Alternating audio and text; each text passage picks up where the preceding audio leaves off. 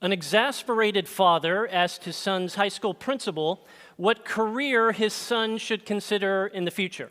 Now, his son was described by many of his teachers as lazy, distracted, and that he couldn't remember anything. So the principal replied to the father, and he said, "It doesn't matter what he does, he will never amount to anything." That father's name was Herman, and that student who wouldn't amount to anything, that was his son, Albert Einstein. Now, before you and I start thinking poorly of that principal from 1895, we have to admit something. We've all been that principal.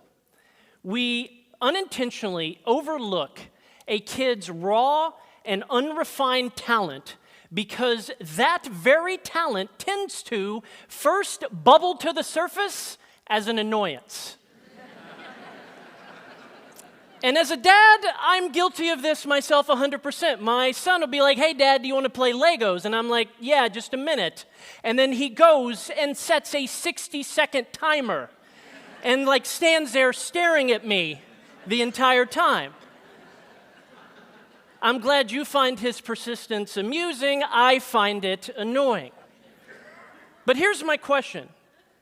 What if a kid's most annoying trait is actually their biggest talent in disguise? Meaning, what if a kid's greatest asset first presents itself as a giant pain in your asset? And if that is true, how do we not make the same mistake as Einstein's principal and unintentionally overlook genius simply because it first says hello as an annoyance? Well, over the last 40 years, the Gallup Research Organization has conducted more than 2 million interviews with successful people. And an interesting commonality emerged amongst these interviews. They found that successful people identify and refine their talents so that their talents become their strengths. Now, good for those people, but the question is, then how does a kid move from annoying trait to talent to strength to success? Well, I'm going to argue it's because that kid has at least one caring adult in their life who does the following, who redirects the annoyance and cultivates the talent. Lonnie's mother was excellent at this. Lonnie was meddlesome and mischievous, always getting into things. As a kid, he almost burned down his family's home because he attempted to cook rocket fuel on the stove. As you do.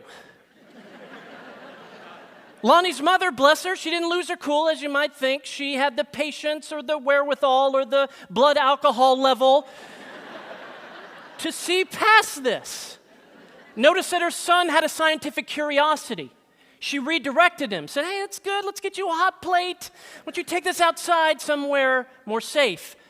Lonnie Johnson holds more than 80 patents and is the inventor of the national treasure, the Super Soaker.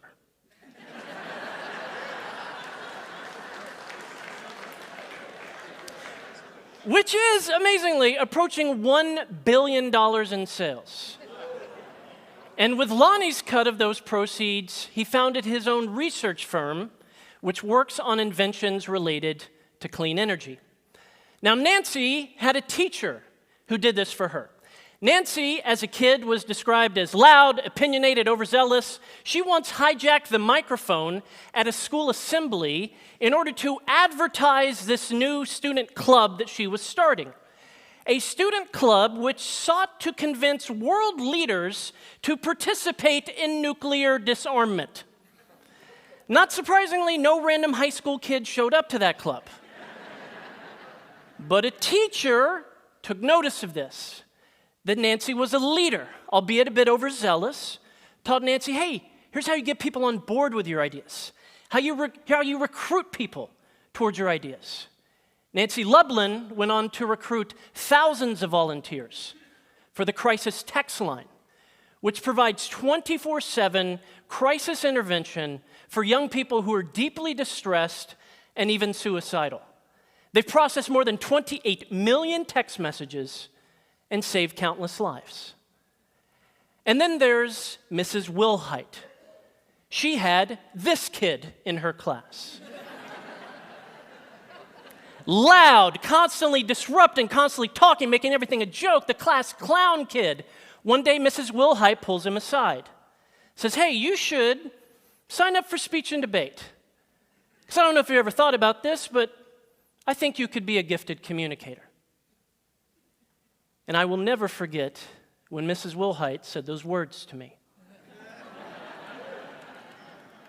And you are listening to me speak today because she did.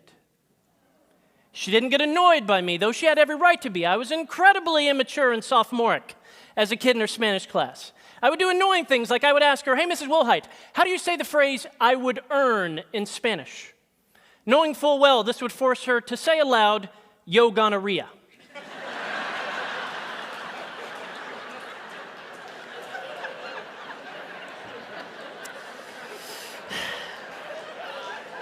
Gracias. Yet, despite my finely tuned immaturity, she looked past it. She redirected the annoyance, and she cultivated the talent. You see, every kid needs one caring adult, like Mrs. Wilhite, in their life.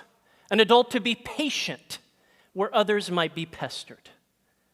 So when that kid in your life inevitably annoys you, let's be honest, likely in the next 24 hours, because they're constantly getting into stuff, or they're argumentative, or they're annoying, take a deep breath and consider in that moment that you too might just have your very own genius sitting right in front of you. Thank you very much.